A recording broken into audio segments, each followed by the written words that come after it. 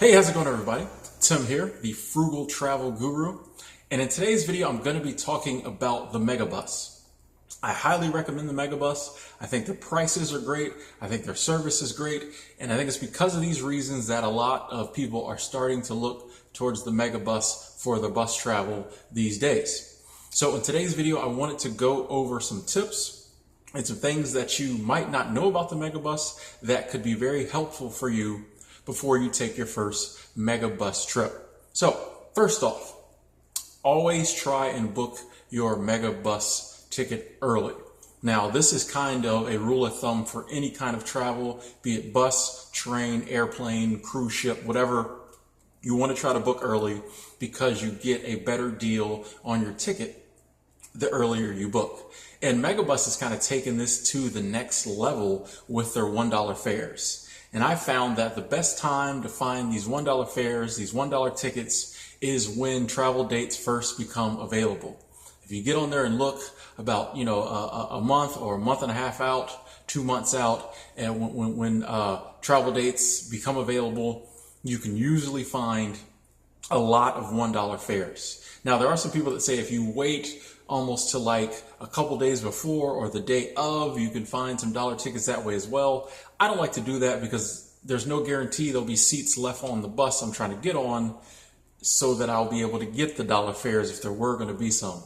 I would rather just, book well in advance and try to find a dollar fare that way. And even if you don't find a dollar fare, a lot of times you're going to have $5 fares, $10 tickets. I just have to say, when it comes to the discounted tickets, MEGABUS is kind of winning the race, hands down. I've never seen anyone else who consistently had tickets for $10, $5, or even $1.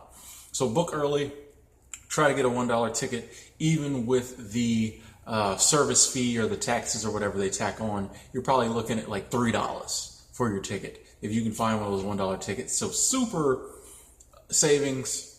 And these aren't, just bus tickets from here to somewhere down the road. Some of these are like 5, 6, 8-hour bus trips, and you can get on them for $1. So book early, try to get a $1 ticket. Second tip is to reserve a seat, or if it's something you want to do. Me personally, I like to reserve a seat because I like to know where I'm going to sit. That's kind of one of my biggest issues when I travel on other bus lines. I just hate that anxiety of not knowing where I'm going to sit down. So the MEGABUS gives you the option to reserve a seat. Now, every seat on the bus isn't reservable. I know on the upper level, the 2 front seats that are right in front of kind of the big front window there are reservable. And then I think 2 rows back are reservable. And then downstairs, I believe there's some seats around the tables they have down there that are reservable. So probably you're looking at like 10, 12 seats on the whole bus that you can reserve. But it's a great option if you want to know, like I said, where you're going to be sitting. And most of them are like $1 to reserve. So, I mean, no matter what you pay for your ticket, just tacking $1 on top of it to have the peace of mind of knowing where you're going to sit, I think is awesome. Some of the ones up top directly in front of the big window at the very front, they're like $7, and that's just because people like to sit in those seats and look out. But I mean, if that's something you want to do, say you want to film the trip, something like that, it's well worth the $7 too. But most of the other reserved seats are $1. You can't beat that. So look into that when you're buying your ticket. Third tip, your reservation number is basically your ticket. When you buy your MEGABUS ticket, you have to do it online, and you will get a reservation number. Keep this with you if you have to print it out from an email at home, or you can just have it in your phone. When you come up to get on the MEGABUS, that's where they're going to need that reservation number. So keep that with you, or have access to your email on your phone so you can pull it up. It's super easy. I really like this. I think everybody should be like this. Anytime you travel, I think you should be able to just have a number or something in your phone that you can show them that they can look at or they can scan so you can get on. I feel like tickets, like paper tickets, is so antiquated and so like 1984. But yeah, definitely with MEGABUS, all you need is your reservation number. Next tip, and this is one that I don't hear a lot of other people really talking about, but check out your departure and arrival destinations. Now, the way I do this is I go online and I figure out you can get it from the Megabus website. They'll tell you the address of where they're going to be picking you up and dropping you off. And then I go online and I use Google Maps and I use the Street View, and I can see literally what the area looks like where I'm going to be getting picked up and dropped off. And the reason this is important is because a lot of times Megabus doesn't have a station. There's not any type of building. A lot of times it could just be a curb. It'll just be a curb with a Megabus, sign sticking in it. So it can be anywhere. And it's important to kind of get a feel for the area, especially if you're going to be arriving at your final destination at night, something like that. It's just good to kind of get a feel for the area, see what kind of area it is, because you really don't want to be in the wrong place standing out at night while you're waiting on your Uber or for a friend to pick you up. You just kind of, I don't like to go into situations like that without knowing what's happening. I like to be able to look for maybe if there's a gas station down the road I can walk to. I also check a lot of times for like hotels in the area. So I highly recommend whatever mapping software you use or program, get on there, get the Street View, look around and and kind of see what the area is like. Most of the ones I've seen have been decent areas. They've been at, like other bus depots in a certain city, things like that. I've never seen one that just was really in a bad area, but just do your research. You never know. You always want to be safe when you're traveling. All right, next tip. I want to talk about the luggage requirements. This is a big one that everyone always asks about. It's very simple on the Megabus. You're allowed one checked bag and one carry-on bag. Very simple. And that's it. I mean, whereas with other bus lines, there's provisions to, bring on more checked bags if you pay more. With the Megabus, there's no one to pay. Like, you don't exchange any money anywhere. So you get one checked bag, you get one carry-on bag. So that's it. And the carry-on bag needs to be able to fit under your seat or in the overhead bin if there is one above your seat. So just keep that in mind. Not a very big carry-on, and I wouldn't, I've talked about before about with Greyhound, you can bring like 3 carry-ons. I usually don't care. There's like a lot of room. Megabus, not quite as much room for carry-on bags, so I definitely would try to stick with just one. And then your checked bag, which they really don't check bags. You just, when you're getting on the bus, they take your larger bag, I guess, and put it in the storage compartment, but it can't weigh more than 50 pounds. And then I think it has the same 62 centimeter or whatever rule that bus companies like to talk about, that no one ever measures their bags that way. So a standard size suitcase should be okay. And a standard size check bag or backpack should be fine too. Also, next tip, make sure you bring some snacks and some water with you. The Megabus doesn't stop as much as some other bus lines might. I think the last trip I took was like a 6-hour trip, and we stopped one time for a food break.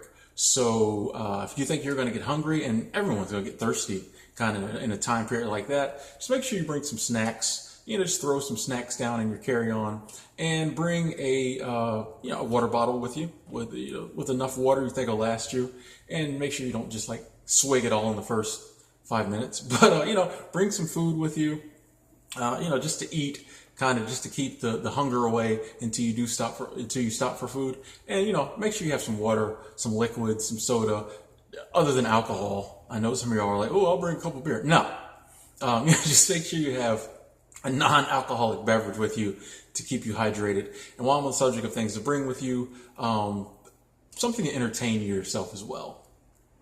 If you're not going to be able to sleep, have some games on your phone, maybe a book to read. You know what you like to do, but just make sure you also have something to entertain yourself for the whole entirety of the trip.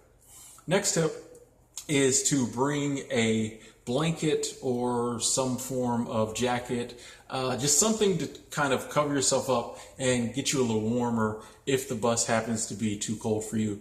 I've noticed in most areas of travel, the temperature typically seems to be a little colder than people are used to. So I always try to bring some form of, just a little jacket, or just like a travel blanket, something like that. So if you need to do some snuggling to get warm, you don't have to do it with the guy sitting next to you. You can do it with something you've brought from home that you know where it's been.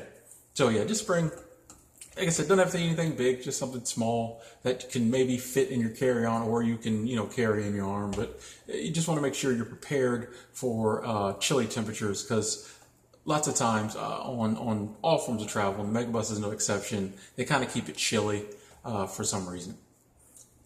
Next tip, the Megabus is a double-decker bus. So you probably know this, but one thing I didn't know is at the top level, the ceiling is kind of low. So I had to, whenever I got up, I had to do this weird, awkward, like Igor walk to keep from hitting my head. And I know I was bending down way lower than the ceiling because it's hard to see. So I know I looked like a total crazy person every time I walked up and down the aisle. And I was like, if I'd known that, I might have sat on the bottom. I don't know. I kind of wanted to look out the window, the forward window. So I probably still would have sat up there, but it would have been good to know. So if you're super tall, just keep in mind, it's a little low up there. And also, secondly, the bathrooms are on the bottom level. So if you're someone who has a very regular bowels or bladder or has to put on makeup a lot, I don't know. If you go in the bathroom a lot, you might want to sit on the bottom level. If you just don't, or you can sit on the top, but you'll be going up and down the stairs a little more. So just keep in mind, bathroom on the bottom is kind of low on the top. If you're someone who has difficulty getting up and down stairs, maybe you might want to reserve yourself a seat on the bottom level so you're guaranteed to be able to sit down there, so you don't have to, be going up and down the stairs, things like that. But yeah, just keep in mind, Megabus is a double-decker bus, which was super awesome to me because I'd never ridden in a double-decker bus, and I watch a lot of old English movies, and they have those double-decker red buses, and I've always wanted to ride in one. So it was cool to be in a double-decker bus. I don't know. I'm weird. Anyway, next tip. And this is actually tip number 9. We're getting to the end here. Meal breaks have a time limit. I mentioned meal breaks earlier, but they do have a time limit. And once again, the bus driver will say, we're here for 20 minutes, 25 minutes, we're leaving after that. And I say once again, because I say this in a lot of videos, and every time I'm on the bus, someone doesn't believe it, you will get left. You will get left. When it's time to go, the bus drivers do look around and try to see if everyone's on the bus. But if you're, wandered around the corner to talk to your bae on the phone because you don't want anyone to see it, or you went around the corner to try to smoke some weed without getting caught, if they don't see you, they're pulling off and leaving.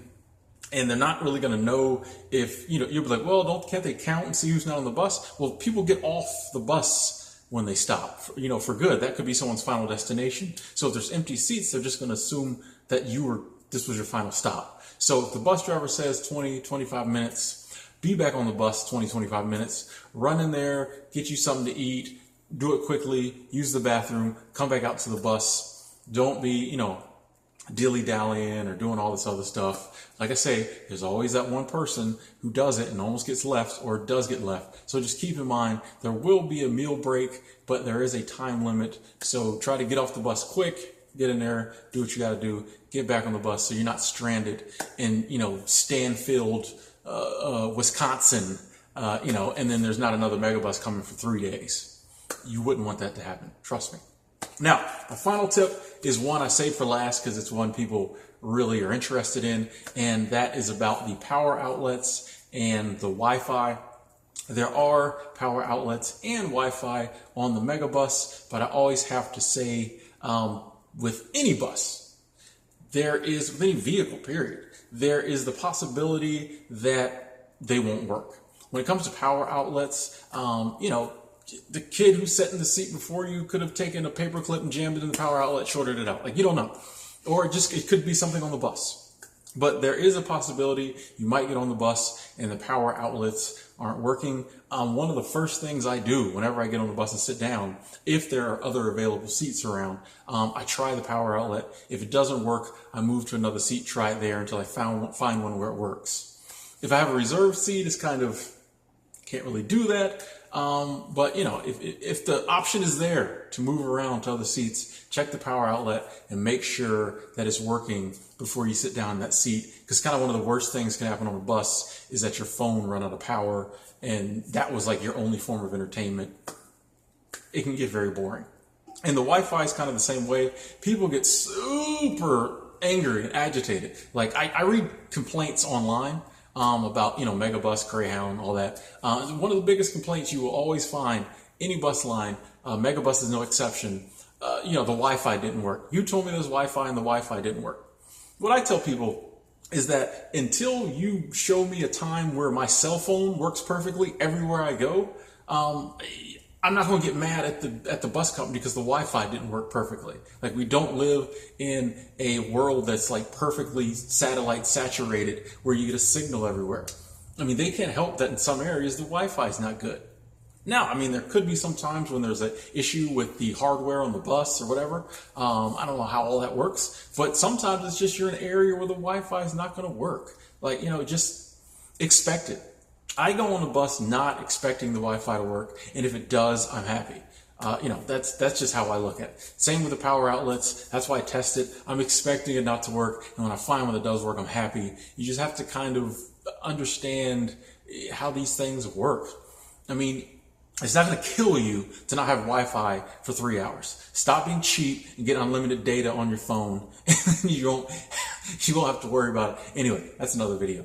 But yeah, you know, there are power outlets. There is Wi-Fi on the Megabus. Just understand sometimes it won't work, and it's not the driver's fault, so don't bother her or him. Just kind of deal with it until you get to your destination. So those were like 10 tips about the Megabus. Hopefully they were helpful for you. If you have any other questions about the Megabus that I did not cover, please leave them in the comment box below and I will answer them for you. If you do that, do me a favor and put, you know, in the question, don't just put bus, put Megabus, because I have a ton of videos about the Greyhound bus, and when I'm going through and answering questions in the comments, my mind assumes Greyhound. So I've caught myself a couple times about to put the wrong answer in. So if you have a question about the Megabus, please put in there Megabus, so I give you the right answer and you don't get mad at me for telling you wrong information.